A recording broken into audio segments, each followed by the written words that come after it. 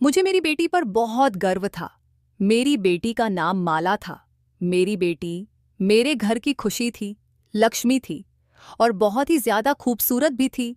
जब उसने कहा कि वह डॉक्टर बनना चाहती है तो मैंने उसे नहीं रोका। मैं उसे क्यों रोकती, मैं चाहती थी कि वह डॉक्टर बने, लेकिन हम लोग गरीब थे। फिर भी बड़ी मेहनत करके उसे डॉक्टर बनाया था। अभी उसके हाउस जॉब के दिन थे, यानी कि इसके बाद वह एक पूरी तरह डॉक्टर बन चुकी थी और अपना अलग से क्लिनिक भी बना सकती थी। लेकिन अभी वह नए डॉक्टरों की सूची में थी, इसलिए नए डॉक्टरों को ज्यादा मेहनत का काम दिया जाता है, जैसे कि नाइट ड्यूटी वगैरह। सब जानते हैं कि रात को जागना बड़ा मुश्किल काम है। जब उसने मुझे बताया कि उसकी नाइट ड्यूटी रहेगी तो मैं बड़ी परेशान हुई। मैंने कहा कि जब तक तू घर नहीं आएगी बेटी, मैं परेशान रहूंगी। वह मेरी इकलौती बेटी थी। मेरे दो बेटे भी थे, लेकिन जो प्यार मुझे बेटी से था वह बेटों से नहीं था। उसके पापा भी उसे बहुत प्यार करते थे। घर में उसकी एक बुआ भी रहती थी, वह भी उसे बहुत चाहती थी। उसने कहा कि मैं ड्यूटी बदलवा नहीं सकती, ऊपर से ऑन आर्डर आया है, आप परेशान मत होना। अस्पताल में मैं अकेली थोड़ी होती हूँ, और भी लोग होते हैं। उसने बड़े प्यार से, बड़े तरीके से मुझे समझाया मैंने क्या मसला है, लेकिन वह बड़ी जिम्मेदार थी। डॉक्टर के पास कहाँ वक्त होता है कि वह एक गिलास पानी भी पी ले, और नाइट ड्यूटी का डॉक्टर वैसे ही बड़ा बिजी रहता है। लेकिन फिर भी वह रोज मुझे फोन करती थी, पर आज उसका फोन नहीं आया तो मैं बड़ी परेशान हो गई। जब मैंने फोन किया तो बेल तो जा रही थी, लेकिन कोई फोन नहीं उठा रहा था। मैं परेशान हो गई, मेरा दिल कांपने लगा कि ना जाने क्या हो गया है। और फिर जिस हालत में मेरी बेटी को घर लाया गया वो मैं ही जानती हूँ। लेकिन उसके बाद उसका फ़ोन भी हमें नहीं दिया गया। पर उसकी एक दोस्त थी जिसने हमें बताया कि माला की तरफ से मुझे एक वीडियो मिली है। वो फिर जब हमारे घर आई तो उसके फ़ोन में एक वीडियो थी जो हमें मिल गई। जब उस वीडियो को चलाया तो पैरों के नीचे से ज़मीन निकल गई थी और फिर पूरा देश मेरी बेटी के साथ खड़ा था।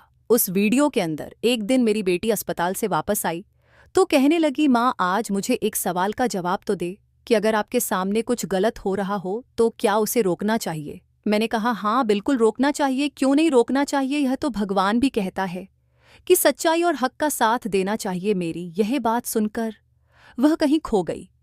मैंने कहा माला खाना खा ले, कहाँ खो गई है, देख आज तेरी पसंद का दाल भात बनाया है। उसको यह खाना बहुत पसंद था और वह देखिए सस्सी देखते ही कि किकते ही खुश हो जाती थी, लेकिन आज कहीं खोई हुई थी।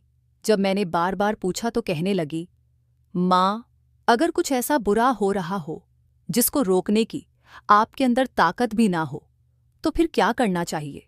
मैंने कहा तो फिर भी लड़ना चाहिए बेटा, कोशिश करनी चाहिए। जब इंसान कोशिश करता है तो भगवान उसका साथ देता है। पर तू किस बारे में पूछ रही है और इतनी परेशान क्यों नजर आ रही है। कहने लगी, कोई बात है, बस एक टेस्ट है, उसमें नंबर लगवाने की कोई बात चल रही थी तो उसके बारे में कह रही थी। मुझे उसकी इस तरह की बातें समझ नहीं आती थी क्योंकि मैं ज्यादा पढ़ी लिखी नहीं थी और फिर वह तो डॉक्टर बन रही थी। बस मैं चुप करके सुन लेती थी, लेकिन जब भी मुझसे कोई बात पूछती थी तो मैं उसका जवाब अपनी तरफ से अच्छे तरीके से ही देने की कोशिश करती थी। मुझे मेरी बेटी से बड़ा प्रेम था, हम लोग बड़े गरीब थे। उसके लिए मैंने अपना जवर बेचा था और बड़ी मुश्किल से उसकी फीस भरी थी। मुझे उससे बहुत प्यार था, वह एक अच्छी बेटी और अच्छी इंसान थी। एक दिन वह बालकनी में खड़ी थी जब अचानक से डर गई और भागती हुई नीचे आ रही थी कि मुझसे टकरा गई। मैंने कहा, क्या हो गया बेटा, तू इतनी परेशान क्यों लग रही है, सब अच्छा तो है ना। उसने कहा, एक लड़का खड़ा है। मैंने कहा, कहाँ खड़ा है। कहने लगी, हमारे घर के नीचे। मैंने कहा, तो क्या हो गया, यहाँ पर तो बहुत सारे लोग आते जाते हैं, कुछ खड़े होते हैं, कोई फ़ोन पर बात करता है, इसमें परेशान होने की क्या बात है। उसने कहा, आप मेरी बात समझ ही नहीं। वह ना रोज़ यहाँ पर आता है और हमारे घर की तरफ देखता है। जैसे ही मुझे देखता है दूर दूर से मुस्कुराता है, पता नहीं क्या सोचता है।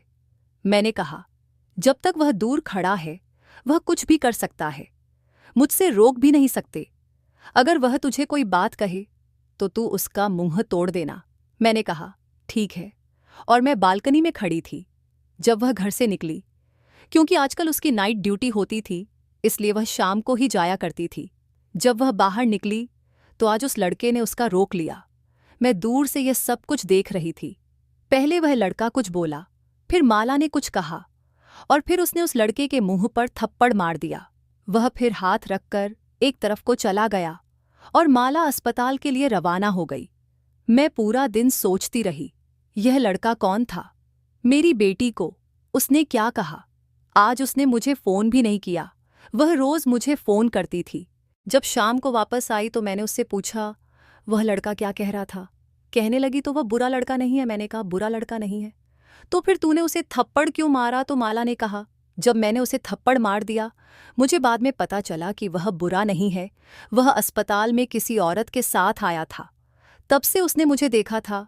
कहता है कि आप मुझे बहुत अच्छे लगते हैं। उसने यह बात बड़ी इज्जत से की थी, वरना किसी और तरह से भी कह सकता था। लेकिन उसने तो मुझे गुस्सा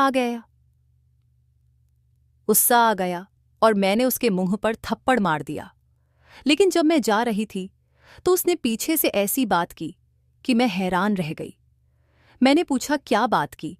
तो कहने लगी, माँ, उसने कहा था कि चाहे तुम मुझे रोज एक थप्पड़ मारो, मैं फिर भी रोज तुम्हें देखने के लिए यहाँ आऊँगा, क्योंकि जब तक मैं तुम्हें देखूं नहीं मेरा दिल नहीं गुजरता।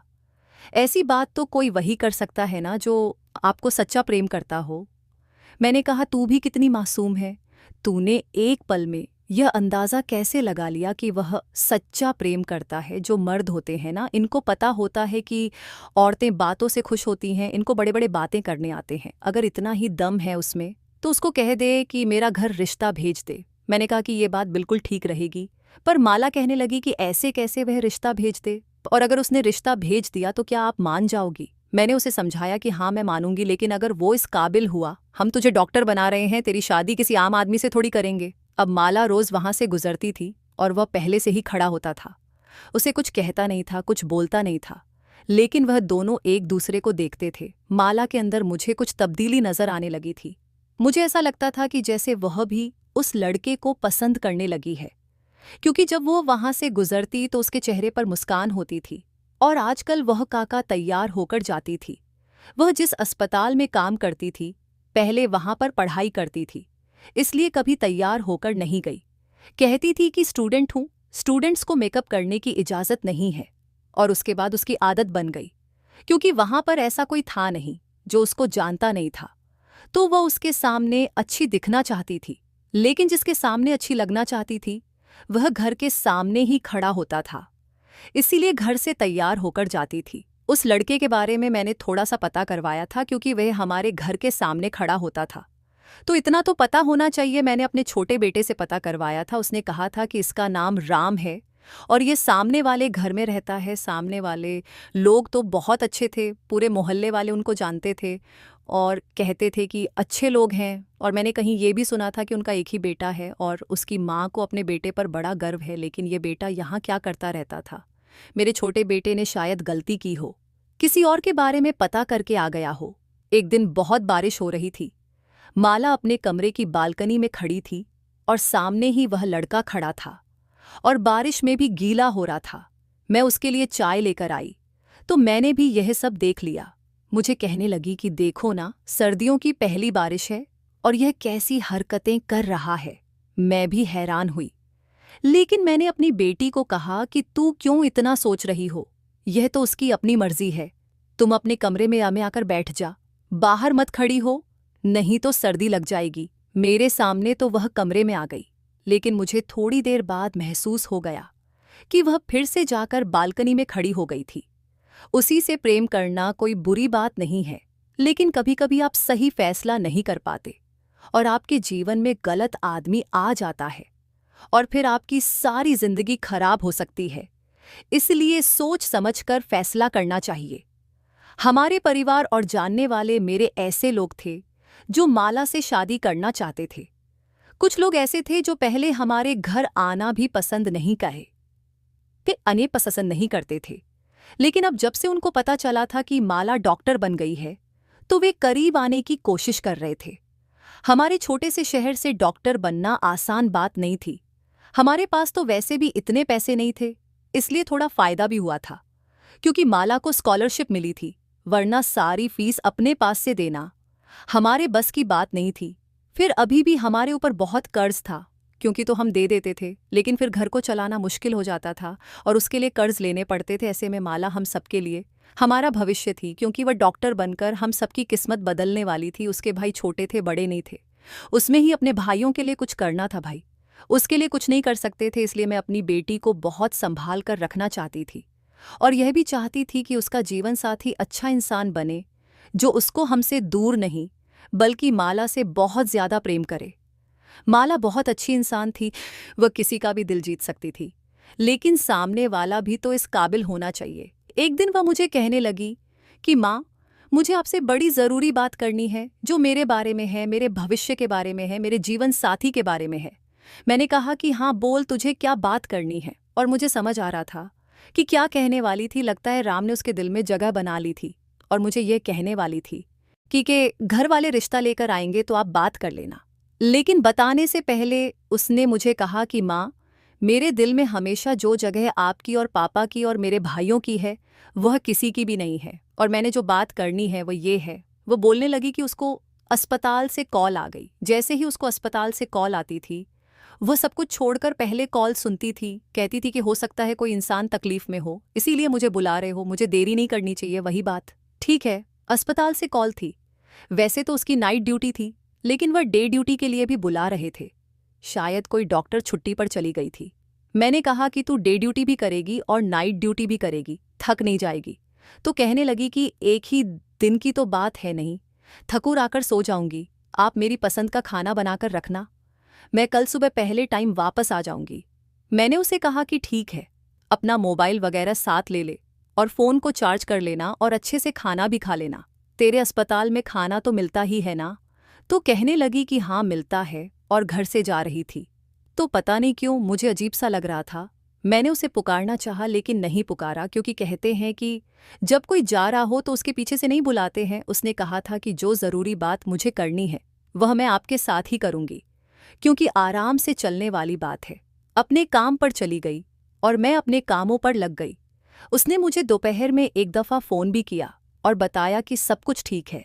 फिर उसने मुझे शाम को भी फ़ोन किया और कहा कि बस आज थोड़ा काम ज़्यादा है, लेकिन मैंने खाना खा लिया था। आपने खाना खाया तो है ना? मैंने उसको बताया कि हाँ खाना खा लिया है, बस सोने लगी हूँ। मैं जल्दी सो जाती थी क्योंकि मुझे सुबह जल्दी उठना होता था। उसने कहा कि आप सुकून से सो जाओ, वहाँ सुबह मिलते हैं। मैंने कहा कि ठीक है और मैं सो गई। और मुझे क्या पता था कि इस रात के बाद मुझे कभी सुकून की नींद नहीं आएगी। माला सुबह 9 बजे तक वापस आ जाती थी, क्योंकि उसकी शिफ्ट 8 बजे खत्म होती थी और अस्पताल से यहाँ आते हुए उसे 1 घंटा लग जाता था। जब मैं उठी तो सुबह के 9:30 हो रहे थे। मुझे लगा कि वह अपने कमरे में आकर सो गई होगी, लेकिन उसे बिना कुछ खिलाए मैं सोने नहीं देती थी, क्योंकि फिर वह शाम तक सोती थी। मैंने उसे कहा था कि आप ही मुझे जगा दें, मैं खाना निकाल कर दे दूंगी। लगता है वह बहुत थकी हुई थी। मैंने प्लेट में खाना निकाला, उसको गर्म किया और अपनी बेटी माला के कमरे की तरफ चल पड़ी। लेकिन जब अंदर गई और लाइट ऑन की तो हैरान रह गई। वह तो यहाँ पर थी नहीं और कमरा तो बिल्कुल साफ सुथरा पड़ा था। मैं समझ गई कि लगता है उसे आने में देरी हो गई। मैं बाहर गई तो आज वह लड़का भी नहीं खड़ा था। मैं हैरान हुई, क्या आज वह पीछे क्यों नहीं है? इस समय खड़ा होता है, क्योंकि उसको भी पता होता है कि माला वापस आती होगी। आज क्यों नहीं खड़ा? कहीं बीमार तो नहीं होगा? मैं तो माँ हूं ना। माँ के दिमाग में तो ऐसी ही बातें आती हैं कि माला मर तो नहीं गई, कुछ और तो नहीं गया है। मुझे पूरा यकीन था कि माला उसी के बारे में बात करने वाली थी, और मैं अभी से ही सोच रही थी कि वह लोग रिश्ता लेकर आ गए तो क्या मुझे रिश्ता कर देना चाहिए या नहीं। 2 घंटे गुजर गए, माला नहीं आई तो मैंने उसका नंबर मिलाया। घंटी जाने लगी और मैं इंतज़ार करने लगी कि कब फ़ोन कनेक्ट हो और मैं उससे बात करूं, लेकिन वह फ़ोन नहीं उठा रही थी। मुझे लगा शायद वह व्यस्त होगी, और मैं यह भी सोच रही थी कि अस्पताल में कितने बुरे हालात होंगे। डबल शिफ्ट करवाते हैं और जब शिफ्ट का समय ख़त्म हो जाता है तब भी उसे वापस नहीं आने देते। कम से कम अब तो उसे वापस भेज देना चाहिए। वह मुझे इस अस्पताल के बारे में बताती रहती थी। वह कहती थी कि यहाँ कुछ भी ठीक नहीं है, हर कोई अपना काम बेईमानी से करता है, कोई भी काम अच्छे तरीके से नहीं करता, चाहे वह सफाई वाला हो या कोई डॉक्टर। सबको पैसों की पड़ी है और कोई ना कोई अपने काम में ढील कर ही देता है। मैं उसे कहती थी कि तुम अपना काम अच्छे से किया करो, बाकी सबको भगवान को अपना मुंह दिखाना है और तुम्हें अपना। पर वह कहती थी, हाँ, लेकिन उनकी वजह से मेरे काम पर ही असर पड़ता है। मैंने फिर से फ़ोन किया। घंटी जा रही थी, लेकिन वह फ़ोन नहीं उठा रही थी और आज तक ऐसा नहीं हुआ था। अब मैंने उसकी दोस्त का नंबर मिलाया, वह भी फ़ोन नहीं उठा रही थी। मैं हैरान थी। अब इसके अलावा तो मेरे पास और कोई नंबर नहीं था। मैं किसको फ़ोन करती? फिर उसकी दोस्त ने फ़ोन उठा लिया। मैंने कहा, बेटा माला कहाँ है? वह फ़ोन नहीं उठा रही है। तो उसने कहा कि हम भी उसे ही तलाश कर रहे हैं। यह बात सुनकर मैं हैरान रह गई। क्या मतलब तलाश कर रहे हो? क्यों, क्या वह कहीं गायब हो गई है? मुझे लगा कि यह लड़की मजाक कर रही है, लेकिन उसे ऐसा मजाक नहीं करना चाहिए था।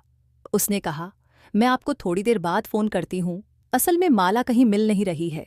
मुझे लगा कि अस्पताल बहुत बड़ा है, शायद वह कहीं व्यस्त होगी। मिल जाएगी, आप परेशान नहीं हो।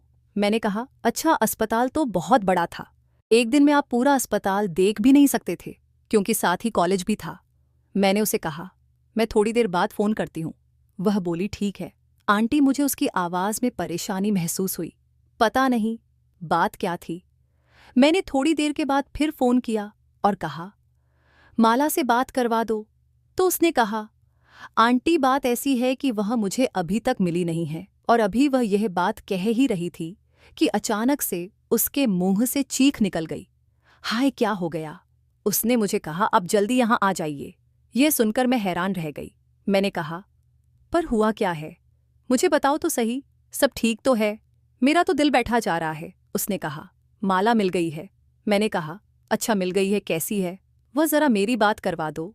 तो कहने लगी, बात नहीं करवा सकती, बस आप अस्पताल पहुंच।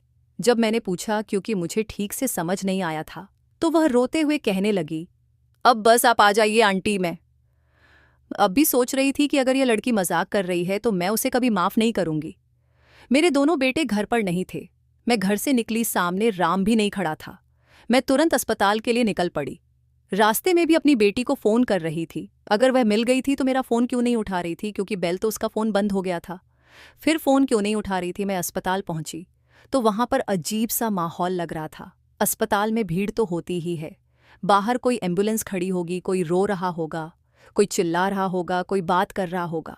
ये सब कुछ तो सामान्य था, लेकिन मुझे देखकर लोग अजीब नज़रों से देख रहे थे, इधर उधर देख रहे थे, जैसे मेरे से कोई बात छुपाई जा रही है, जैसे कोई ऐसी बात है जो इन्हें सबको पता है, लेकिन मुझे नहीं पता है। मैं परेशान तो थी, पर मैं कभी कभी यहाँ आती थी। उसने मुझे तकरीबन अपनी सारी दोस्तों से और टीचर से और सीनियर डॉक्टर से भी मिलवाया था। मैं रिसेप्शन पर गई और मैंने कहा, तुम्हारा इस टाइम कहाँ होगी डॉक्टर माला? तो उसने कहा, आप दूसरी मंजिल पर चली जाएं, आपको पता चल जाएगा। ये बात भी अजीब सी थी। दूसरी मंजिल पर चली गई तो सामने ही उसकी दोस्त खड़ी थी और बहुत सारे लोग खड़े थे। अजीब सा शो डाला हुआ था, पाँव रखने की जगह नहीं थी। ऐसे लग रहा था कि मुफ्त में अपनी चीज़ बुट रही है, या फिर कोई बहुत बड़ी बात हुई है जो यह सब लोग यहाँ पर जमा हुए थे। मुझे माला की दोस्त ने देखा तो रोती हुई मेरे पास आई और कहा, ये क्या हो गया? मुझे नहीं पता आंटी, मैं वहाँ पर नहीं थी। अगर मुझे पता हो तो मैं कुछ ना कुछ ज़रूर करती। मैंने कहा, क्या कह रही हो तुम? हुआ क्या है? माला कहाँ है? तो उसने मुझे एक ही लाइन में बताया, माला अब इस दुनिया में नहीं है। और मुझे ऐसा लगा कि जैसे मैंने ये बात नहीं सुनी, लेकिन असल में मैंने सुन ली थी और मेरे दिल तक यह बात चली गई थी। मेरी हालत अजीब सी हो गई थी। तभी वहां पर एक आदमी आया। उसने कहा, आप है डॉक्टर माला जी की मम्मी, उनके साथ बहुत बुरा हुआ है। वह मुझे बताने लगा कि हुआ क्या क्या था। वह मुझे ऐसी ऐसी बातें बता रहा था जो आप अपनी बेटी के बारे में कभी नहीं सुनना चाहती थी। दुनिया की कोई भी माँ ऐसी डिटेल नहीं जानना चाहती होगी जैसी वह मुझे बता रहा था। जब उसने कहा कि 20 लोग थे तो मैंने हैरान होकर उसकी तरफ देखा। मैंने कहा, क्या कह रहे हैं आप? 20 लोग थे मेरी बेटी, 20 लोग, वह लोग 20 थे। मेरी बेटी के साथ क्या किया उन्होंने, वह मुझे पहले ही बता चुका था, लेकिन अब मुझे समझ आई थी कि कितना बड़ा अनर्थ हो गया था। मेरी हालत बुरी हो गई। मुझे बस दूर से माला की एक झलक दिखाई गई और उसके बाद मुझे पीछे कर लिया गया और बॉडी को पोस्टमार्टम के लिए ले गए। मेरी हालत इतनी बुरी हो गई थी कि मैंने चीखना शुरू कर दिया। मुझे उसकी दोस्त ने संभाला। मेरे चिल्लाने की आवाज़ पूरे अस्पताल में गूंजने लगी थी। सबको पता चल गया था कि क्या लग रहा है, माला की माँ आ गई है। उन लोगों का कहना था कि नाइट ड्यूटी पर थी और उसके बाद अचानक से कहीं गायब हो गई। उसको कोई मरीज बुलाने के लिए आया था, फिर हम लोग उसे सुबह ढूंढते रहे, तलाश करते हुए हमें नहीं मिली और फिर एक अंधेरे कमरे में वह हमें ऐसी हालत में मिली। हमें लगता है कि उसके साथ यह सब कुछ करने वाले 20 लोग थे, लेकिन वह कौन थे, कहाँ से आए थे, ये किसी को नहीं पता। और वह अब इस दुनिया में नहीं है। लगता है उसने खुदकुशी कर ली है। अस्पताल वालों ने हमें बहुत तंग किया, बहुत जलील किया। हमें बॉडी नहीं दे रहे थे, कभी कह रहे थे आपकी बेटी ने लगता है अपने किसी दोस्त को बुलाया था और मामला खराब हो गया। कभी कह रहे थे कि एक दोस्त नहीं था, 4-5 लोग थे, यानी कि बॉयफ्रेंड थे। कभी कोई बात करते और जो बॉडी की हालत थी वह हम ही जानते थे। किसी तरह से आखिरी रीति रिवाज किए गए, लेकिन अब हमारे पास कोई सबूत नहीं था। सारा देश हमारे बेटी के लिए खड़ा था। सब उसकी तरफ से इंसाफ मांग रहे थे, लेकिन हमारे पास ऐसा कोई भी सबूत नहीं था जिससे हमें यह पता चले कि हुआ क्या था। अस्पताल वालों ने जो रिपोर्ट जारी की थी उसमें लिखा था कि डॉक्टर माला ने आत्महत्या कर ली है, लेकिन वह ऐसा कैसे कर सकती थी? वह तो मुझे कुछ बताना चाहती थी। घर से हंसती हुई निकली थी। इसकी आंखों में ढेर सारे सपने थे। तो फिर एक ऐसा इंसान कैसे आत्महत्या कर सकता है? वह डिप्रेशन में नहीं थी, वह बिल्कुल ठीक थी। उसके साथ कुछ मसला नहीं था। हमने कहा कि उसका फ़ोन कहाँ है, वही हमें दे दे, उसका बैग वगैरह दे दे। उन्होंने हमें सारी चीज़ें वापस कर दी। उसकी चीज़ें ऐसी थीं जो टूट चुकी थी, लेकिन उन्होंने हमें माला का फ़ोन नहीं दिया। हम हैरान हुए कि फ़ोन क्यों नहीं दिया, तो कहने लगे यह सबूत के तौर पर हमारे पास रहेगा। लेकिन उन्होंने सबूत का क्या करना था जब खुद कह रहे थे कि आत्महत्या ही है? तो फिर सबूत किसको दिखाना था? बहुत कोशिश की थी, किसी तरह उसका फ़ोन मिल जाता, क्योंकि फ़ोन से ही पता चल सकता था कि उसकी ज़िंदगी में क्या चल रहा था। लेकिन उन्होंने उसका फ़ोन हमें नहीं दिया। इस बात को 3 दिन गुजर गए थे और 3 दिन से मैंने राम को भी नहीं देखा था। क्या उसको पता नहीं था कि माला के साथ क्या हुआ था? वह तो इस दुनिया से भी चली गई थी। ये बात तो सारे देश में फैल चुकी थी, तो फिर उसको क्यों नहीं पता था? लगता है वह डर गया था और अपने कमरे में बैठा था, बाहर नहीं निकलना चाहता था कि उसे भी पूछताछ ना हो जाए, क्योंकि पता नहीं कितनी दफ़ा यहाँ पुलिस आई थी। मेरी जो हालत थी मैं नहीं जानूं। एक तो मेरी जवान बेटी, जिसको मैंने मुश्किल से डॉक्टर बनाया, इस दुनिया से चली गई है और यह जानती हूँ कि वह कैसे गई। मुझे रातों को नींद ही नहीं आती थी। मैं पूरी रात रोती रहती थी। सब लोग इंसाफ मांग रहे थे, लेकिन जो मेरे साथ हुआ था वह कभी ठीक नहीं हो सकता। मेरी बेटी तो कभी वापस नहीं आ सकती। हमारे घर की लक्ष्मी, मेरी बेटी, इस दुनिया से चली गई। अब उसे कभी वापस नहीं आना था। इंसाफ मिलता तो किसको मिलता? एक माँ के लिए हिसाब क्या हो सकता है?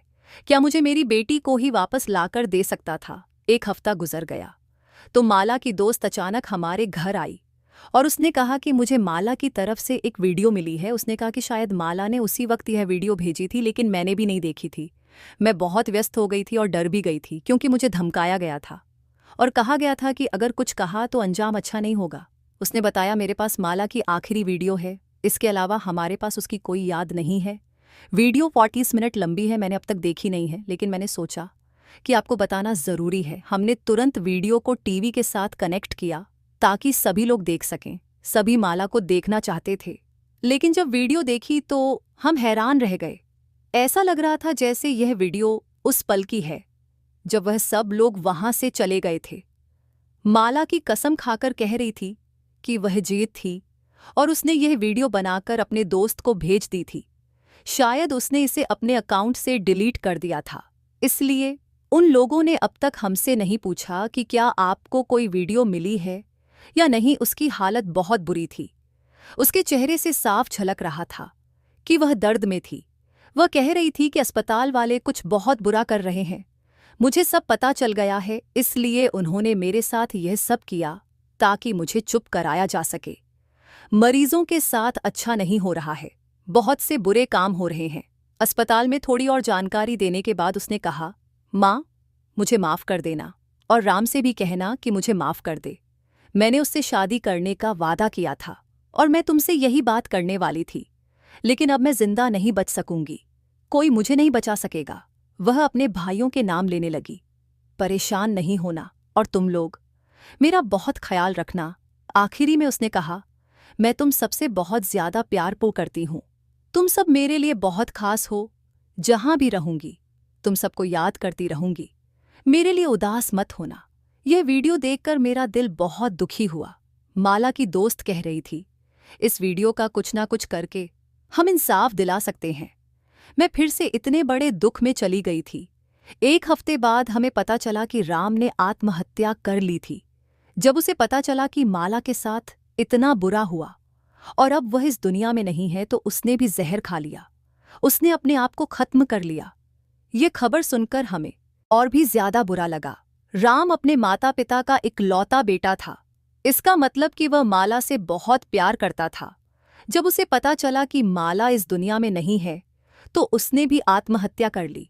अब इस बात को 1 महीना होने वाला है, लेकिन असली मुजरिमों तक कोई भी नहीं पहुंच पाया है। सब लोग अपनी अपनी बातें कर रहे हैं, अपनी अपनी कहानियां सुना रहे हैं।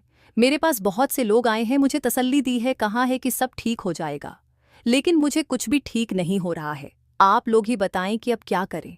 दिन पर दिन गुजरते जा रहे हैं और वह लोग जो इस सब के लिए जिम्मेदार हैं अभी तक पकड़े भी नहीं गए। आपको क्या लगता है कि माला को इंसाफ मिल जाएगा? दोस्तों, वीडियो कैसा लगा कमेंट करके जरूर बताएं। वीडियो को लाइक और चैनल को सब्सक्राइब जरूर करें।